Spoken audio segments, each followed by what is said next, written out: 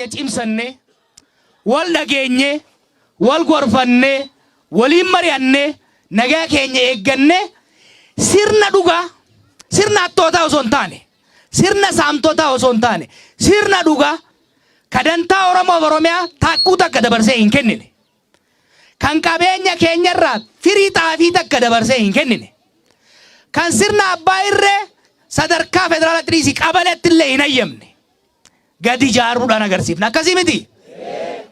Kanaaf hunda keenyarraa shoora guddaatu eegama. Irra caalaan keessan dargaggoota, irra caalaan keessan barattoota. Barattoota keenyarraa amma kan eegnu waggoota afran dabre kana waan dalagaa turtan daran akka dalagitan. Waggoota afran dabre kanatti barnoota keessanillee cimsattanii waggaa dabdara lafa kaa'attan dhagaa buutanii wayyaanes biyyaa baaftanii maatirikillee daffanaa turtan akkasii miti. Amma immoo wayyaaneen baatee jirtu hin deebitu kana beeka hin deebitu bakka itti awwaalle ni beeyna. Bakka itti awwaalle ni beeyna. Awwaala isii irratti immoo dhagaa hunda isintu irratti guuraa ture dhagaan sun samii ga'ee jira.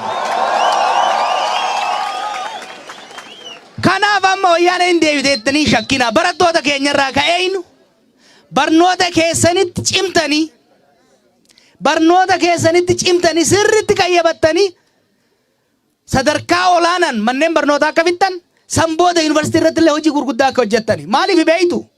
Maaliin jeereef? Bilisummaan diinagdeen biran jirre misoomni biran jirre lafee foon hin qabneedha. Lafee foon hin qabne namni barbaadu jira. Lafeen jiraachuun gaarii yoo foon hin qabaanne garuu saree ifuun taatu nama dhiisi akkasimi. Biyya teenya yoo bilisoomsine hojiin itti aanu mootummaa nuu ta'u filachuudha. Mootummaa dimokiraatawaa illee qabaatanii yoo karaa namaa tolchuu baate yoo mana barnootaa namaa suphuu baate maal nuu godha haga fedhe yoo dimokiraatawaa ta'e homaan godhu miti. Kanaafuu biyya teenya misoomsuudhaaf mee gamaa gamana hoggaa laaltan magariisa kana keessa osoo jirru biyyi teenya hiyyeettii taatee kan itti fufteef sirna saamtotaa waan tureef sirna saamtotaa san kaafne sirna dimokiraatawaa hoggaa dhaabne booda biyya tana guddisuu qabna.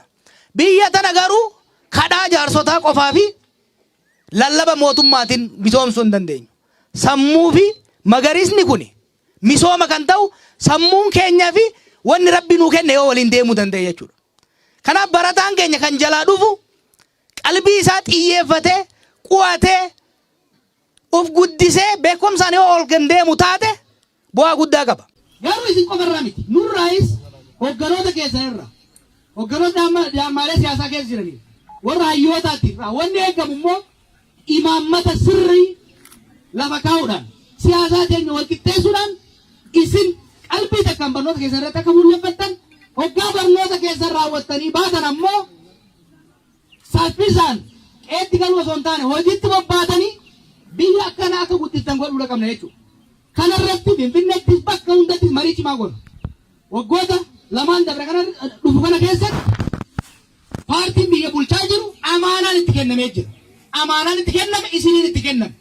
Wayyaanee biyyaa baaftanii kursii irraa darbitanii obboleeyyan keenya kan dhaaba kana keessa dhaaba biyya bulchaa jiru kana keessa jiran amaanaa itti kennitanii amaanaa kana sirna abbaa irreetirraa gara sirna dimokiraasii nuu ceesisaa jettanii jirtan.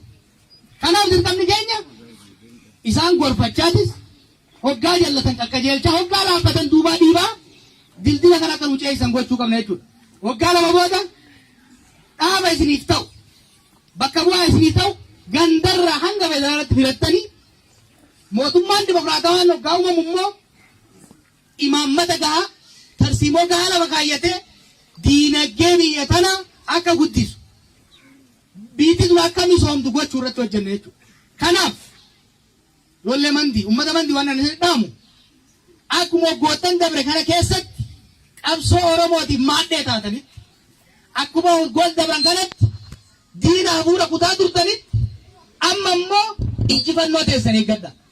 Injifannoo keessan eeggachuun wanni guddaan nagaya naannoo keessan eeggachuudha. Nama kaleessa jeeqaa karaa cuufaa cabsaa kana gubaa isin jechaa ture irraa waa'ee nagaa himmachuu dhaga'uun kun xiqqoo girisni jeemi. Wanni hundi yeroo qaba. Kaleessa saamtuun akka nuun saamne afaan sii qabuuf karaa itti cufne. kaleessa qabeenya keenyarra warshaa dhaabbattee albuuda keenya waan xuuxaa turteef jalaa gubne gubuun sirri ture. Har'a jarattiin hin jirtu nu saamuun hin jiru. Amma kan barbaachisu Oromoon nagaa isaa tasgabbeeffatee Oromoon wal dhaggeeffatee sirna dimokiraataa sirna misoomaa nuuf qofa osoo hin ta'in ollaa keenyaaf ta'u ijaaruu dandeenya. Ni dandeenya moo hin dandeenye? Ol qabaa jaanii dandeenya miti. Agarsiifna miti. Biyya tana wayyaanee wayi dhugaa cunqursaa turte saba hunda cunqursaa turteemi. Naannoo hunda dhiigatti ta'u turteemi. Oromiyaa keessaa baafnaan Itoophiyaa keessaa baafne moo hin baafne? Nu qofatu bilisoome hunda bilisoome miti. Nu dhiisa Eertiraa hunda nagaa argattee miti. Somaaliyaa hunda nagaa argattee miti. Sudaan nagaa argattee miti. Summii Finfinnee irraa waan buqqeefneef naannoo keenya qofa osoo hin ta'in biyya keenya qofa osoo hin ta'in ollaaf illee dabarree jira. Ammallee bikka summii hadaa wayyaanee irraa buqqaafnetti odaa Oromoo gadi buufnee gadi dhaabnee odaan sun nuuf qofa osoo hin ta'in sabaaf sablammii hundaaf gaaddisa akka ta'u gochuu dandeenya moo hin dandeenye? Odaa Oromoo qofa jala taa'aa jiran. Odaan gaaddisa nama bineensatti miti. Odaa Oromoo sirna dimokiraasii Oromoo saba hundaaf ta'u gadi ijaaruu danda'uudha qabna. Kana gochuudhaaf ammoo wal dhaggeeffachuudha qabna. Naannoo lixa kanaatitti akka waan seer-dhablummaan babal'atetti akka namni karaa hin dabarreetitti olola guddaa geggeeffamu waan dhageenyeef olola kana dhaynee ijaan agarree kijiba itti guutuu qabna jennee naaf bakkalannu. Kana agarrees biyya nagayaa, biyya sabboontota, biyya gaafii ciccima bilisummaan an argadhe qabatamaan mul'achuu qaba. Qabsaa'onni biyya waraanni bilisummaa Oromoo kabajamuu qaba kan jedhu malee biyya diina kabajuu hin agarre. Biyya diiguu barbaaddanii?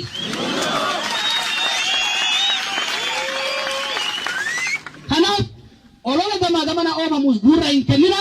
Tokkummaa keessan cimsa, murannoo keessan cimsa, biyya teessan nagaa eeggadha, qabsaa'ota keessan kunuunfadha, hayyoota keessan dhaggeeffadha, manguddoo keessan bulfadha, hojii barnootatti cimaa, nummoo Finfinneedha. Summi hanga hafte takka takkaan guurree takka takkaan.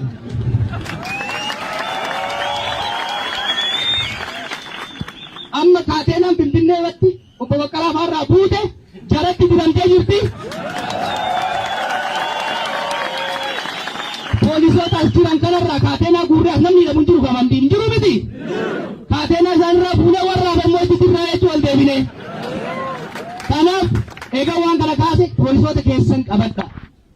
Dhagayaa reefu Baqqalaa waan gaarii jedhe. Ijoolleen ture obboleeyyan keessan. Daangaa urree hunda irratti dhumaa jiran. Bara dheengaddaa Harargee keessatti nama 500 oltu bu'e Harargee Booranatti. Arrallee daangaa keessan eegsisuu irratti. Dhugaa kaleessa imaammata mootummaa jallataa hojiirra oolchaa waan turaniif nuu walitti bu'aa turan. Amma wayyaaneedhaaf osoo hin taane nuuf ergaman. Sirna wayyaanee osoo hin taane sirna Oromooti ka eegan. Kanaaf poolisootaan wal dhageeffachuudhaan, wal eemaruudhaan, wal gorfachuudhaan seera akka isaan eegsisan isaanii tumsuun barbaachisaadha. Kan waan wal qabatee naannoo kana makalaakayaan akka jiruu fi rakkoon akka jiru beeku. Kana waan tokko beekaa. Amma booda waraana wayyaanee wani jaamu hin jiraatu Oromiyaa keessa. Kana beekaa hin jiraatu.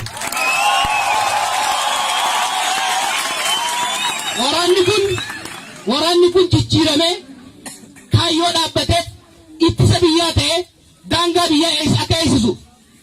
Akka kaleessatti waraana jeneraaloonni naannoo tokko qofti gubbaa hamma gadiitti diriirfatan ta'uun ni dhaabbata. Kun immoo jijjiiramaa jira. Magaalaa keessan keessatti naannoo kanatti rakkoon akka jiru waan beeknuuf hayyoota isaanii wajjinis mari'annee waraanni magaalaa keessaa bahee kaampii sirnaan isaaf kaa'ame keessatti taa'ee daangaa akka eegsisu, nagaa akka eegsisu irratti hojjetama. Garuu immoo waan tokko beekaa. Waraana kana ilmaan hiyyeeyyitu keessa jira. Jeneraata hattuu taateefi warra jajallataan qajeelfamee nu ajjeesaa ture malee kiisa isaa keessa waan jiran garaan isaa goggogaadha ilma hiyyeessaati. Kan jarri dantaa ofiitiif jallise nu dantaa keenyaaf qajeelfachuu qabnaa miti. Poolisii Oromiyaa ofitti deemnee qajeelfannee miti. Lammaaf abiyyi jaarmaa jallaa keessaa baafnee miti. Waraana kanas ni qajeelfamna moo hin qajeelfannu? Ni qajeelfanna. Oromiyaa keessatti waraanni bilisummaa Oromootii fi mootummaan Oromoo waliin lolan. Mootummaan Oromoo waraan Oromoo ofitti qabachuudha qaba. Waliin lollu miti. Kanaaf warra mandii isin argu kiyyatti.